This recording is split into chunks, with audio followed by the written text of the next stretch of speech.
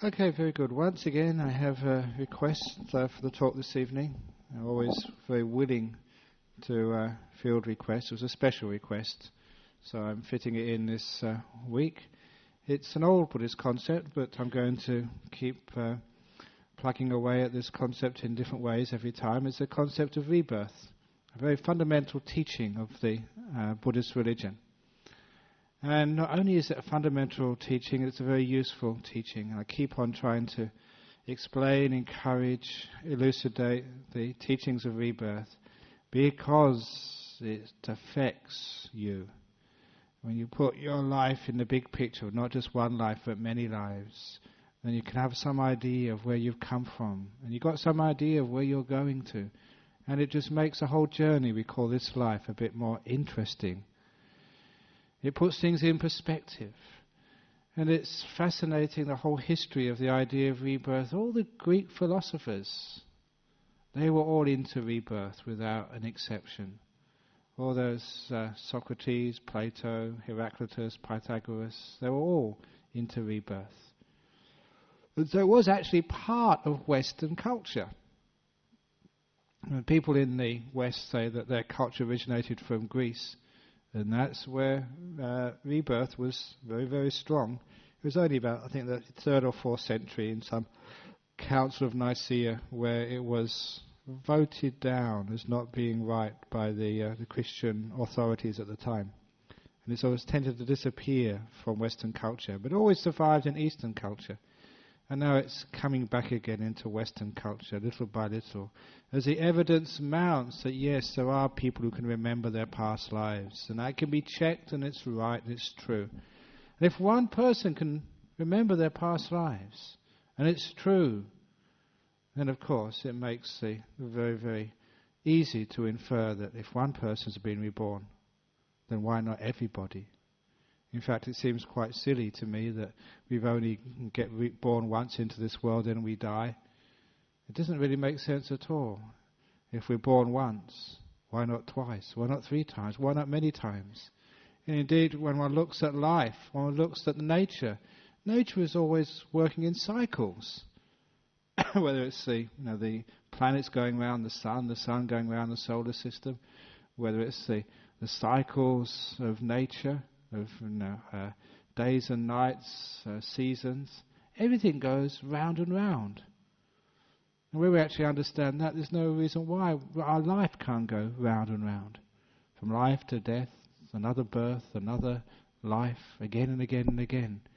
It seems much fairer and more sensible, especially that sometimes when we, as it were, pick the short straw and only have a short life, and other people have a long life.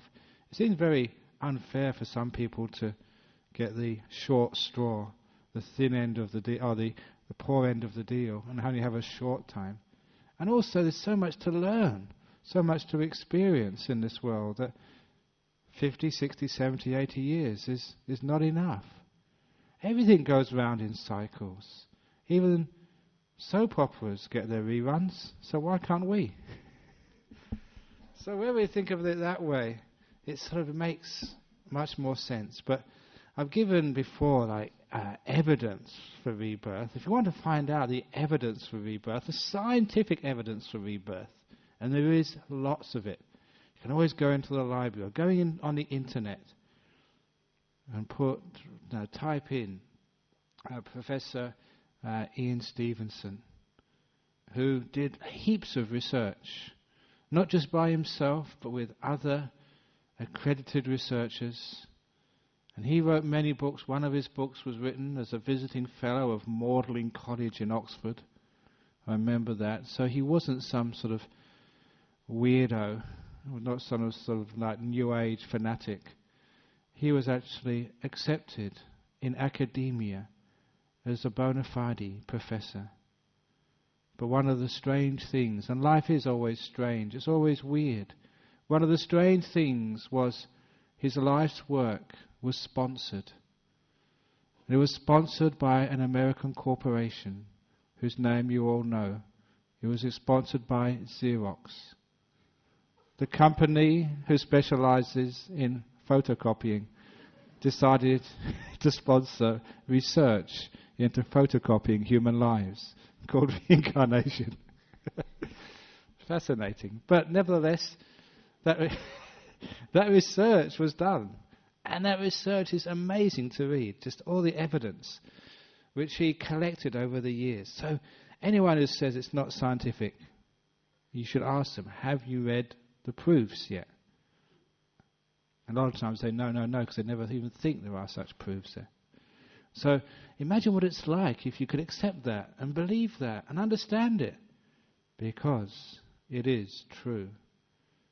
When you die, and that will happen to you, you'll find a very strange experience. And the strangest part of the experience of dying is how normal it feels. It's not strange at all.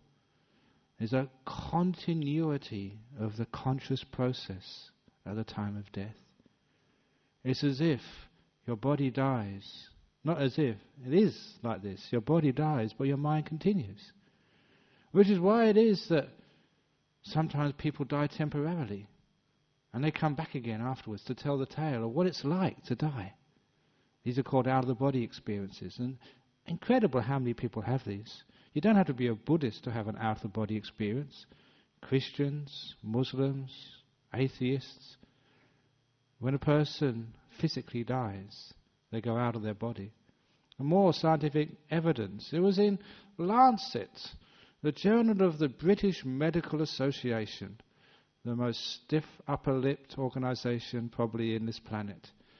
And they did some research. They published some research done by these Dutch doctors who were investigating this phenomena of out-of-the-body experiences in their hospital. And one of the things they found, first of all, they said, yes, it happens. It works. There is such a thing as out-of-the-body experiences. And they actually titled their paper, I think, Consciousness Survives Death. Because they found the only time this happens, this is what they correlated, they found the only time it happens is when a person is medically dead. Where not only the heart is not beating, but the brain is inactive. You're brain dead. That's when you float out of your body. So anyone who says that these out-of-the-body experiences are some sort of stimulation of part of the brain was completely disproven by that research. It was discounted as impossible, because with the instruments on those bodies on the operating table in the hospitals, there was no brain activity whatsoever at all. They were brain dead. But they were still very much alert. That's what we mean by being dead. Your heart is not beating, your brain ain't working, but something else is working. That's what we call the mind. That's what happens when you die. Only real death is it just carries on. You don't get revived again. You don't sort of come back after a very short time.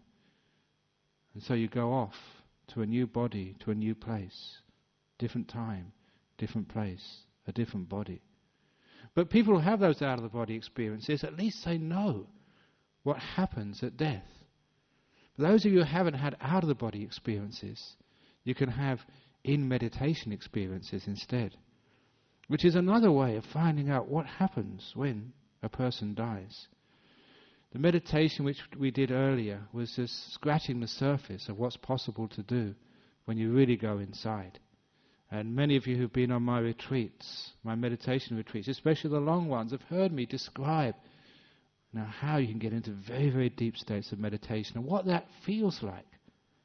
What happens, just in brief, going in to the breath, until the breath fills your whole mind, until the breath is with you effortlessly, and then the breath, as it were, starts to glow. It becomes what we call the beautiful breath. It becomes very peaceful, very happy. You're watching it without any effort whatsoever. And then the breath disappears, and in its place you see this beautiful light. We call it the nimitta in meditation. When this happens, you cannot imagine it, you cannot make it happen. It happens according to nature, when the causes are in position, and this beautiful light appears in the mind. And it always is accompanied by great feelings of energy and bliss and happiness. And if you know your meditation, you can really let go. You can actually go deep into that light and go into the jhana experiences. Now, that's what happens in meditation. In those jhanic experiences, very often you're not breathing. My teacher Ajahn Chah had these experiences. When he was very sick, he could not speak, he was paralyzed for many years. And this occasion when some of our monks were looking after him, and while they were looking after him one evening, he stopped breathing. He wasn't breathing at all. Now, at that particular time, because he was a famous monk, there was a king of Thailand who was paying for a nurse to give him 24 hours attention, 8-hour shifts. The nurse was supplied by the local hospital, but paid for by the palace. As well as a male nurse, there was usually 3 or 4 monks doing services for the teacher. That particular evening, Ajahn Chah stopped breathing. And the nurse panicked. He wanted to try and get Ajahn Chah breathing again. The monk said, no, leave him alone. He does this all the time. Not all the time, but quite regularly. He's just going into deep meditation. But imagine that was you. Would you believe that? This nurse didn't. According to the story, he wasn't concerned so much about Ajahn Chah dying. He knew he'd have to die someday. He didn't want Ajahn Chah to die on his shift. So because of that, he wanted to try and revive him. And the other monk said, no, leave him alone. No, I can't leave him alone. He's dying. He said, no, he's not. He's in deep meditation. They came to a compromise. The doctor, or the nurse rather, took blood samples every few minutes just to make sure that the blood was oxygenated. Because as long as there's oxygen in the blood, then the brain is getting enough fuel. And therefore there's no danger to life, there's no threat. And even though Ajahn Chah wasn't not breathing for quite a few hours, the oxygen level in the blood always remained the same. Interesting experiment done on someone in deep meditation. And after a while he just came out of meditation and started breathing again. This is what happens. It's like a temporary death. Now that other story I'd like to tell about one of the people who comes here. I can't see him this evening. There's a great story, one of my favourites. You've heard it before, but this is Ajahn Brahm's old favourites. He was a meditator in Perth. He was only meditating usually for half an hour at a time. This time he was at home, in his bedroom, and he really got into deep meditation. So deep that after a while, his wife came into the bedroom to check on him, wondering what he was doing. And when she saw him there, he was so still, not moving. She had a closer look. She couldn't see him breathing at all. Now what would you do if that was your husband? What she did was ring 000 to get the ambulance. And the ambulance came at top speed with the sirens going. In your meditation, are you disturbed by the sound of the traffic? Imagine by the sound of an ambulance pulling up in front of your house. The medics came, felt his pulse. There was no pulse. So straight away, they put him in the stretcher, put him in the back of the ambulance, and with the sirens blaring at top speed, they sped him to Charlie Gardner's, where they put him in the emergency room. There they put on the ECG, which measures your heartbeat. You've seen that probably in the movies. Apparently there's a TV show called ER. This was a real thing. Because when they put the ECG on, the screen showed a flat line. Ding, ding, ding, ding, ding, ding, ding, emergency, heart failure, ding, ding, ding. I don't know if that's what it does, but that's what I imagine it does, because I've never seen that movie. Heart failure, his heart wasn't beating. It showed it on the screen. The next put on the EEG to see if there's any brain activity. Again, another straight line. Ding, ding, ding, ding, ding, ding, ding, ding, emergency, brain death. His brain wasn't working, neither was his heart. It was proven on the machines. And so what they did with him, they put on the electric pads to put electric shocks through his body to try and get him going again. Many, many times apparently, according to his wife, they tried to shock him back into life again. Nothing worked. Nothing worked at all. Until he decided to come out of his meditation. True story. He came out of his meditation, sort of bent up, wondered where he was. How did he get into the hospital? He went to meditation in his bedroom. Imagine that was you. You meditated here on a Friday evening, and you woke up from your meditation. It wasn't Ajahn Brahm ringing the bell. It was just, ding, ding, ding, you're not supposed to be breathing. But nothing wrong with him at all. Absolutely healthy. And he said, I remember this was the funny part of the story when he told me this. I could hardly keep myself from laughing. He said the worst part of the whole experience, all the time he was just blissed out, fully aware all the time, but not of his body, aware elsewhere. He said the worst part of the whole experience was when he was going home, because he got such a scolding from his wife. All she really let him have it. Making him promise, don't ever do that again. It really worried her. So this is just an example of what happens when you get into deep meditation. It's like learning what happens when you die. The important thing is, even though the brain is not working, even though the heart is not beating, the conscious process still carries on. That's the most important point of that story. Why I keep telling it? Consciousness survives the death of the body. So when you die, that's what will happen to you. The brain won't work. The heart will stop. People may be trying to do all sorts of things and you won't be aware of it at all. But you will be aware of something else. Sometimes people, they float out of the body. They can see what's going on. One of the people I met, they always tell me these stories. They're great stories. He was a Yugoslav man. As a boy, there's something wrong with him. He went into hospital. They gave him an operation. And he died on the table. He went floating up above his body. He was only about a 6 or 7 year old boy at the time.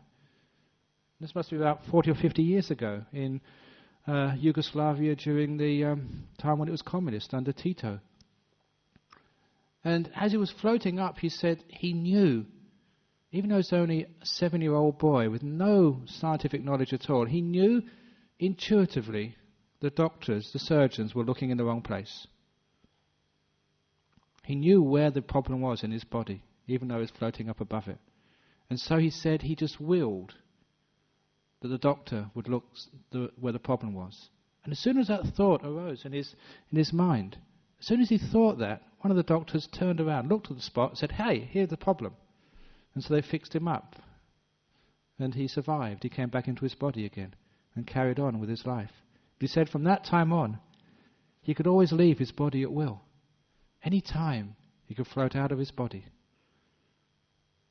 And he said, ever since he was in prison, there was no problem at all. He could leave whenever he wanted, and they couldn't stop him. If you want to watch a movie, he'd just float out of his body and go and watch one. Nice trick, isn't it? But anyhow, what it was actually showing is this is what happens when a person dies. Going out of the body and actually being able... Many people have had that experience or have known of others had that experience of actually seeing your body down there. It happened to one of the monks once. I won't tell you who he is, but he's a famous abbot. He's been here. He was once just meditating, and he got into some deep meditation. Next thing he knew, he was up on a tree, looking down at himself, walking meditation. He said it just scared the life out of him. Almost. But it was real, just a meditation experience, separating the mind from the body. And this is what happens when a person dies. They see this. I know that even when I was a school teacher, one of my kids in the class told me he had a motorbike accident. Next thing he knew, he was floating up in the air, and he looked down upon this mangled body. And the first thing, it was a shock. Hey, that's me down there. He was watching himself. Fortunately, the injuries weren't that bad, and he came back again. Or that story of the federal MP, Graham Edwards, in Vietnam, stood on a landmine and blew his legs off. Next thing he knew, after the explosion, floating up above the paddy fields of Vietnam without a care in the world, until he remembered his young wife and child back in Perth. That brought him back into the body. As soon as he came back into the body, huge lot of pain, and then was unconscious. Next thing he knew, waking up in a field hospital. Many people have those experiences. They've been recorded, and it's not by sort of crazy people, not by people on drugs, all types. Children who know no better, who haven't got a philosophy or a religion. This is what happens to many people. Not every person, but many people. So this is what happens when a person dies. They're still there afterwards. Understanding that this life goes on. Obviously, what happens after that, when you're dead and you're floating around, you then go to a new rebirth. Another place, another life. And in Buddhism, we have this whole series of hell realms, heaven realms, animal realms, human realms. And don't think that human beings are somehow superior to animals. Some animals are more intelligent than humans. At least animals don't go around drinking alcohol at Christmas. So be careful of the bottle. We used to say in Thailand that it's not only when a person dies that sometimes they can become ghosts. We always used to say in Thailand, the most dangerous ghost in Thailand when I was a young monk, and now these ghosts have come to Perth. They're called the bottle ghost. The most dangerous ghost of all is called the bottle ghost. It kills many people every year. It invades their mind and makes them stupid. It makes them takes over their mind.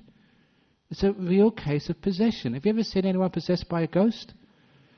I've seen many people possessed by the bottle ghost.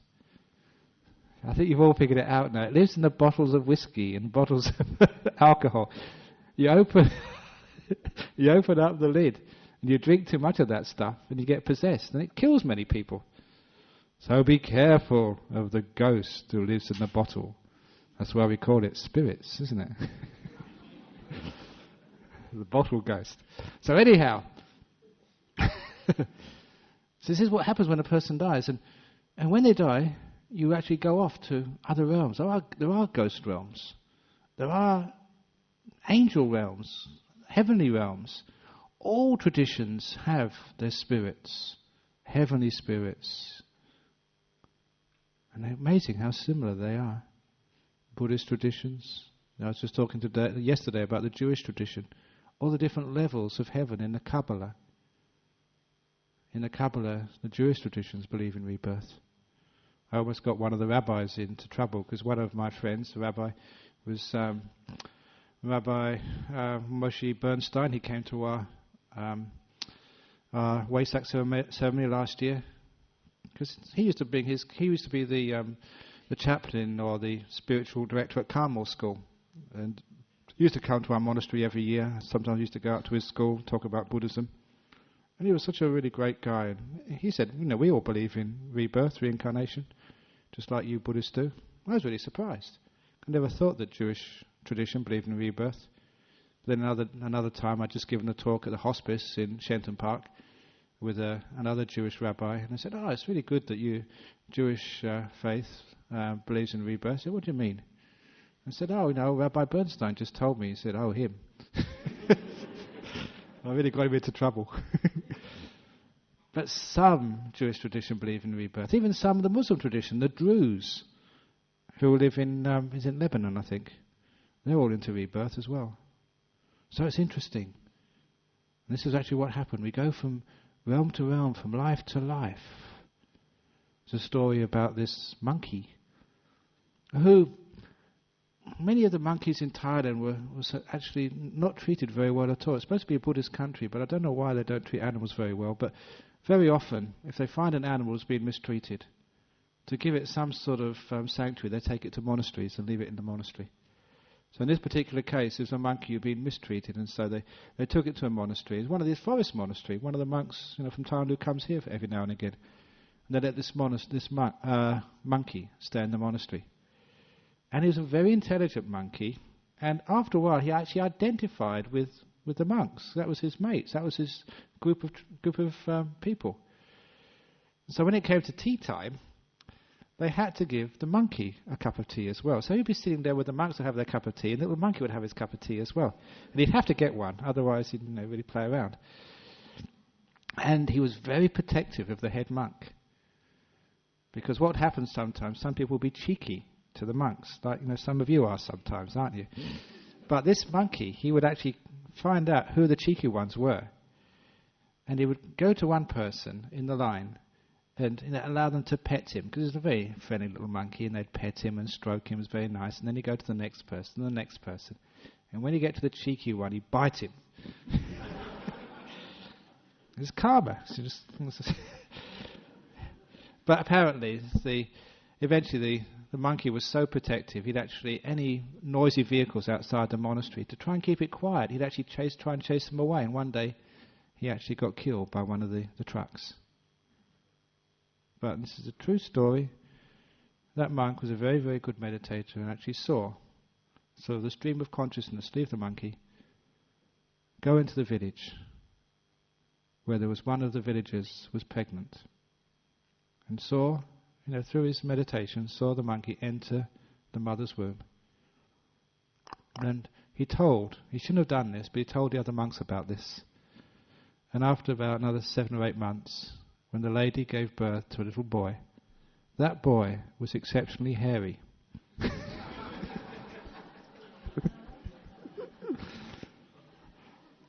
And he sure is a little monkey. And I don't know what it's going to be like, because it's the local village, and all the monks know the story. Many of the people, and they say, we know who you were in your previous life. You were that monkey who used to stay in the monastery, and it was true. So actually the transition from the animal realm to the human realm is not that hard, especially like the higher animals. The cats, the dogs, the elephants, the cows. I was looking in one newspaper about people who seen animals cry. I told a story before, it's a long story, it's not really the time now, about the cow which cried in the prison when it was about to be killed. People have seen elephants cry. Even I'm not sure, cats or dogs exhibit human emotions. And I think many of you who've had cats and dogs know that they are not that far from the human realm. And they can get reborn, one to the other. So people who say, how can there be rebirth? Because there's more human beings alive today than probably has ever died. Where have they all come from? And of course, you know that there's many human beings alive today, but the number of animals, especially the higher animals, has really dropped quite considerably. Many of the animals have been now reborn as human beings. And it explains much about certain sections of society.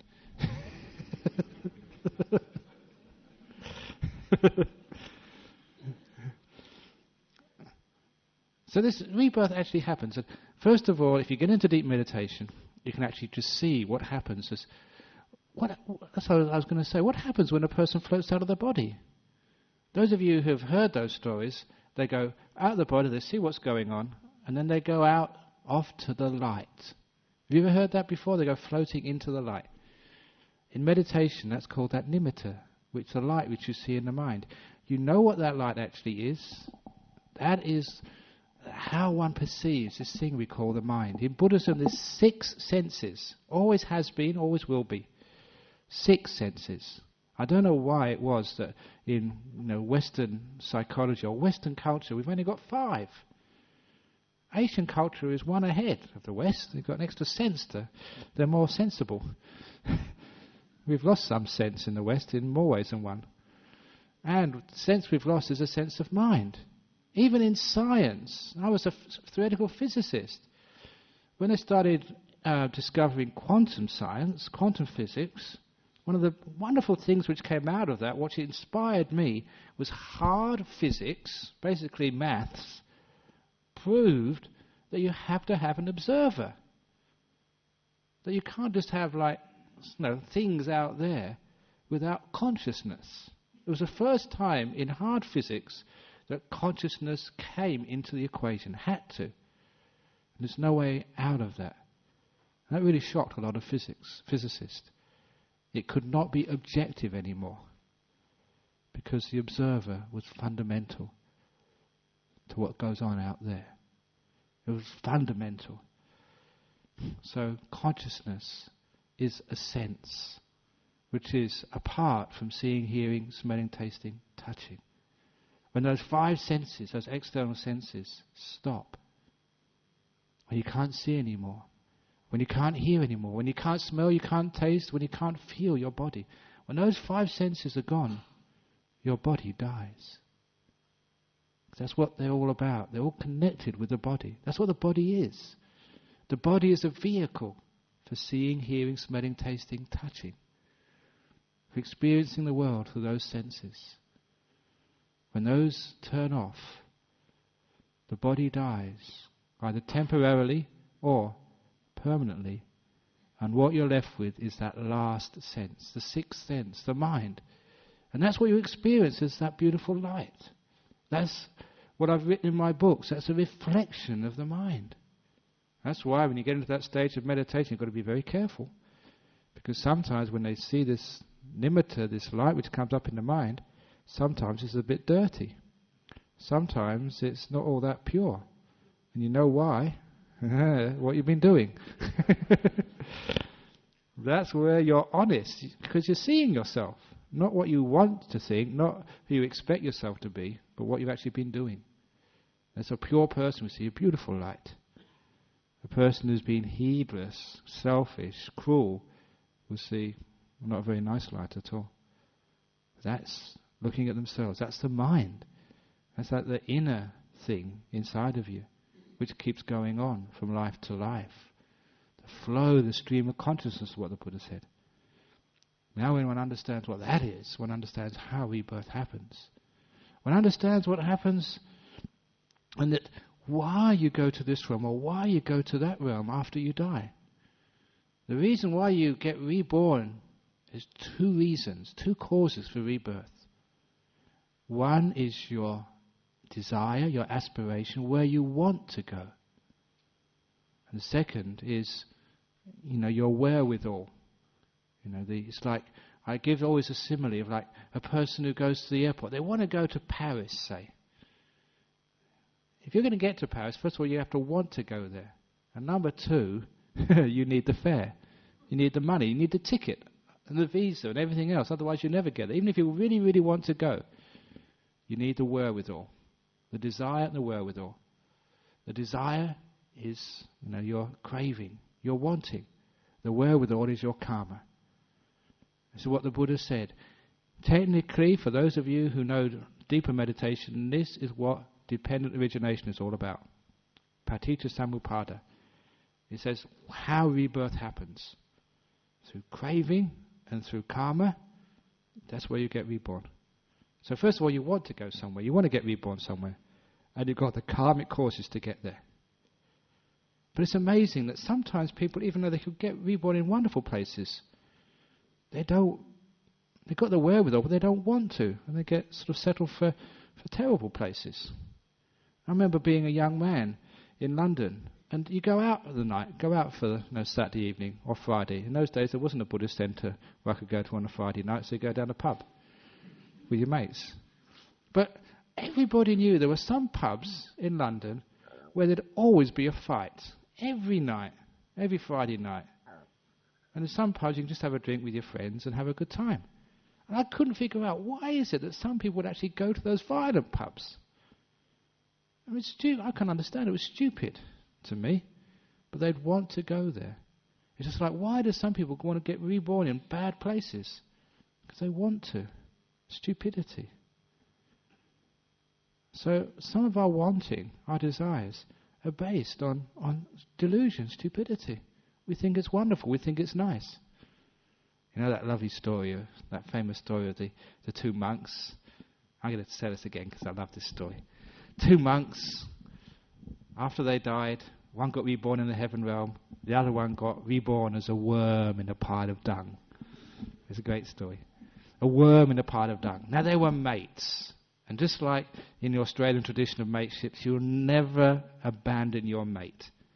So the heavenly being, when he got reborn in heaven, thought, where's my mate? I can't just sort of abandon my mate. He looked around heaven, couldn't find his mate anywhere. Used his psychic powers to search the human realms. Couldn't find his mate there either.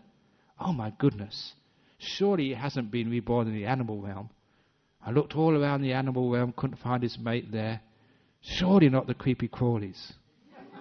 Oh my goodness, he found him.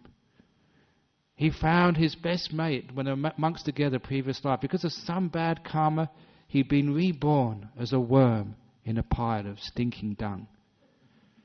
I said, I can't allow that. So he went in front of that pile of dung. He manifested. And he told his mate, said, friend, we were monks in our life before. We were best of friends. Now because of some unfortunate karma, you've been reborn in this stinking pile of dung. I've been reborn in the heaven realm. Come with me. And the little worm came out and said, before I go, I want to ask one question. Yeah, ask. He said, up in heaven, is there any dung? And the heavenly being said, no, there's no dung there. And then I'm not going, said the worm. And he because worms, dung worms, they like dung. And for them, if this place has got no dung, it's not worth going. It's like a person goes out at night. If it's got no alcohol, it's not worth going. So it's like dung, isn't it?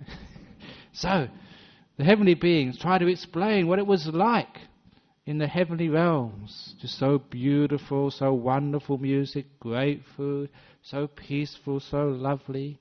Yes, I know, but there's no dung. I don't want to go there. So no matter what the heavenly being said, the worm just wouldn't go. So there are times when you have to sort of take matters into your own hands. And this was a time when the angel had to take the worm into its own hands. He tried to grab the worm, because he thought, if I could only take the worm so he could actually see what heaven is like. It's just like sometimes you have your kids or your friends. You want to drag them to the Buddhist center so they can actually see what it's like. If they could only see, they would enjoy it. But the worm didn't want to go. And so as soon as this heavenly being could catch hold of the worm would struggle and shout, hey, leave me alone, don't. And because he was covered with dung, you know what dung is like? It's really sort of slippery, slimy stuff. So because it was really sort of greasy, he could escape. And as soon as he escaped from the heavenly being's grip, he just wiggled right into the middle of the dung. But if you're a good mate, you don't give up easy. So the heavenly angel held his nose, put his hand in the middle of the dung, and searched all around in the pile of dung for his mate. He found him again, pulled him out, hey, leave me alone. And the little worm wriggled again and escaped. Every time, he almost got him out of the pile of dung, but the worm really didn't want to go. So it would always go back into the pile of dung. In the end, the angel had to leave his old mate to the pile of dung. And he had to go up to heaven, and the worm stayed in the pile of dung. When the Buddha told that story, as I tell that story, for those who've been coming for many years, I've been trying very hard to pull you out of your pile of dung. You get you here on a Friday, and then you go right back into it afterwards. You don't want to go. Leave me alone. Why is it? Because we like our pile of dung, don't we? It's nice. We don't realize it's dung. It's called attachment because of stupidity. That's what happens why people, when they want to get reborn, if they like dung, they go reborn in a pile of dung and you can't stop them. So this is what happens with rebirth. You be very careful. Be wise.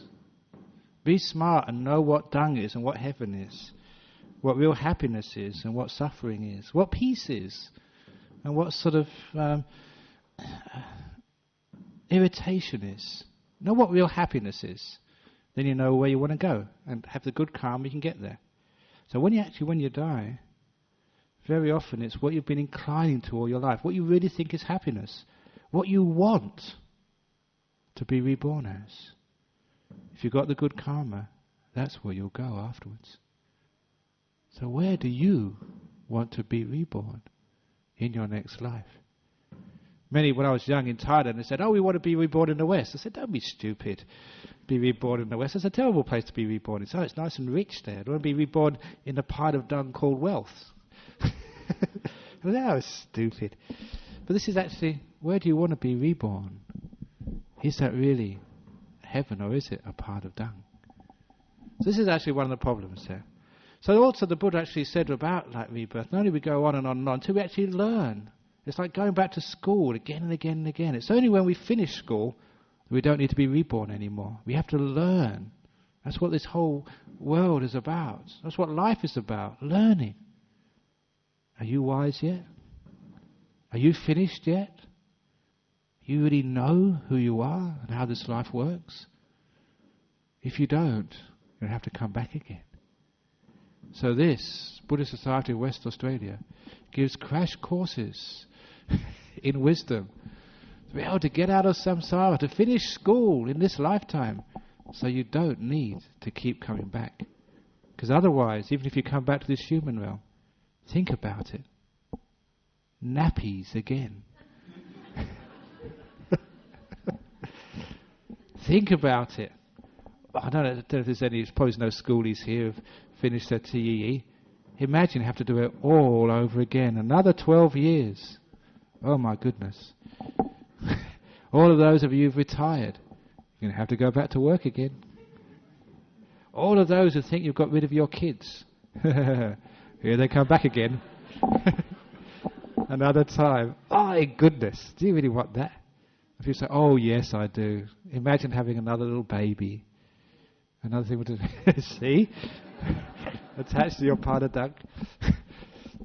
So this is actually what happens to us. But the Buddha said about not just the craving, but also the karma, the why. Because there are some lessons we still need to learn. And sometimes that we have to keep coming back, even to places we don't want to be. This is why the Buddha actually said that sometimes if you are stingy, if you are not generous, if you don't give donations, and this is a good point to point out the Bangladesh orphanage. Every Christmas time we do a collection for these poor orphans in Bangladesh, Buddhist orphans in a Muslim country, third world. They really get the bottom end of everything. So we actually support them here every Christmas. If you're generous, they say you're going to be rich in your next lifetime. It seems quite fair. It's just, isn't it? It sounds right. If you're generous, then you're going to be rich. It's as if you know what to do with money, then actually life gives you more. And what to do with money is enjoy some for yourself, but use it to help others as well. That's the best use of this resource called money. If you're stingy, you don't know what to do with your money, you keep it all in the bank and you count it every week, see how much you've got. You plan for your retirement, and when you die you've got all this money left in the bank, which all goes to your kids or the government. What a waste of time. So be generous. If you're stingy, you get reborn as being poor. Because you were given money, you didn't know how to make use of it. So now you have to know what it's like to do without. How better to know what generosity means than to be on the receiving end, to be poor, to not have any money, to be hungry. Anyone who's really ever been hungry would never pass by someone else who needs something to eat. And you know what it's like, personally. That's why sometimes we need to learn through being poor, through being hungry. So we're never ungenerous ever again. They say that if you're an angry person in your next life, you will be ugly. So all you women who argue with your husbands and get angry at them, be careful. You're not going to be able to get a husband next time. You're going to be so ugly.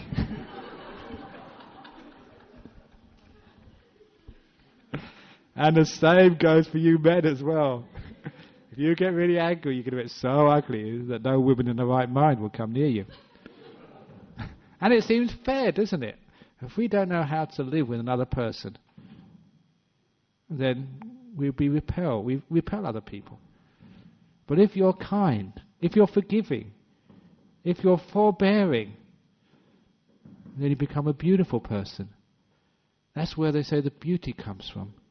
All the beautiful people were people who, even if they were told off, they never get angry back. And that seems fair. If they've got a beautiful heart, forbearing heart, forgiving heart, they deserve to be beautiful. Beautiful hearts need to be beautiful people. They say if you're envious, you will never get anywhere in the world. But if you celebrate others' success, you'll be always influential. I don't know how that works with politicians. But maybe it was because in their last life.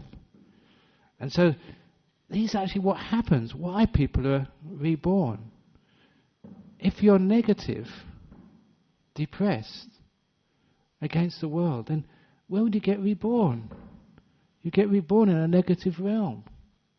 That's why in the understanding the law of karma and how rebirth happens, there's never any reason, to say take your own life and because of depression. Imagine what would happen if you thought that was a way out. After you kill your body, your mind is still there. If you were depressed before, you'll be even more depressed afterwards. Can't do anything right. Can't even kill yourself. And I think it's not just a joke, because I think if people would take on board rebirth in many lives, just killing the body is no solution because the mind continues. And depression, negativity, is in the mind. It's not in the body. Not the body doesn't feel depressed, it's the mind. The inner being feels depressed, negative, upset, frustrated. It carries on after you die. That's why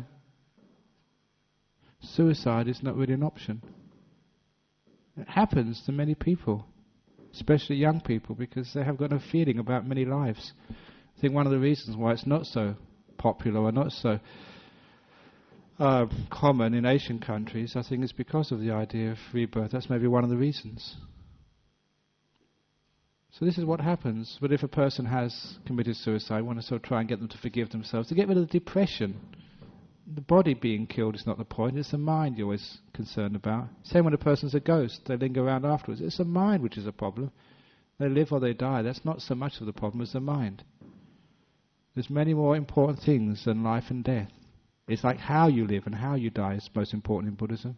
Not the fact you are alive or you die. It's the how, the quality, the karma, what you're doing, what you're making of your life. So understanding like rebirth in this sense, there's so much evidence, and I'm really almost like on a mission to try and promote the idea of rebirth. I think we'd have a much better society, a much more kinder, caring society once more people start to go back to the old ways of European ways, the ever-present ways of Asian ways, of taking on board that this is not your first life, it won't be your last one. You haven't come from just nowhere. You've come with a past. You come with your history, your karma, and you go with your karma as well. When you say you don't take your wealth with you, true, but you take your karma with you. Wherever you go, you are heirs to your karma, born of your karma, said the Buddha.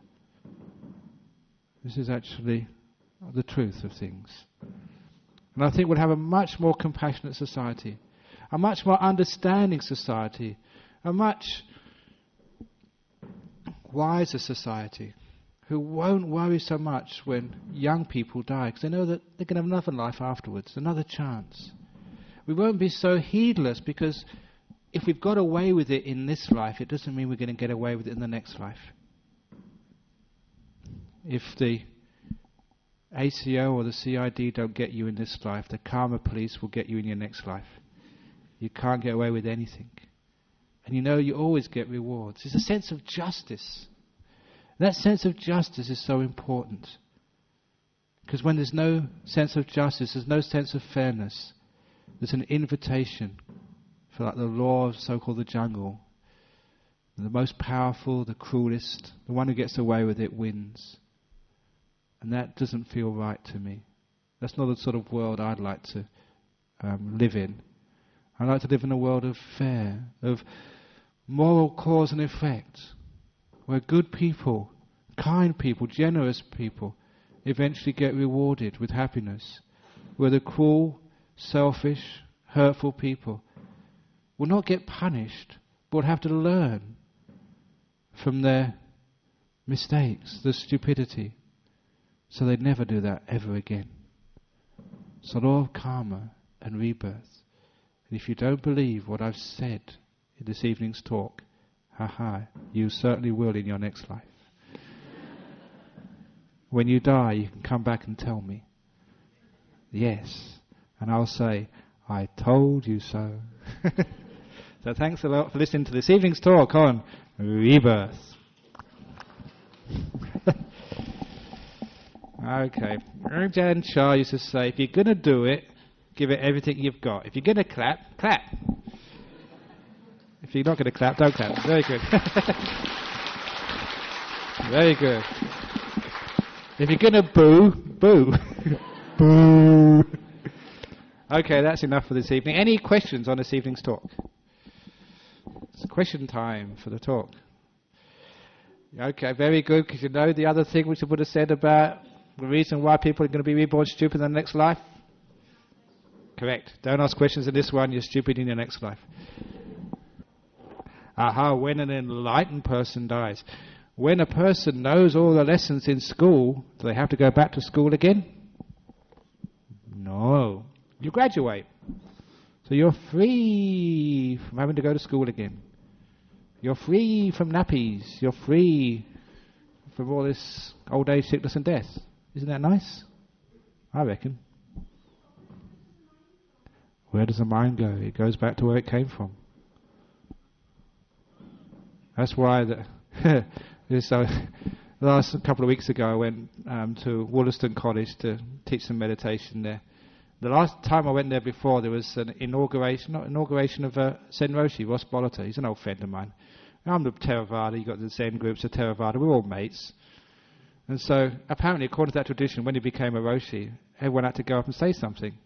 So I told him the story about this Zen man who was walking down the street in his robes, and someone, no, it's actually to me, it was to me that I was walking down the robes, and somebody came up and say, now why didn't you go back to where you came from? And I said, that's very Zen.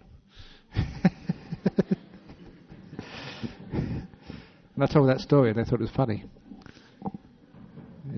That's called xenophobia. Okay. I know I'm going to come back in my next life if I come back because I have to listen to bad jokes all my life because that's my bad karma. Yes. Okay.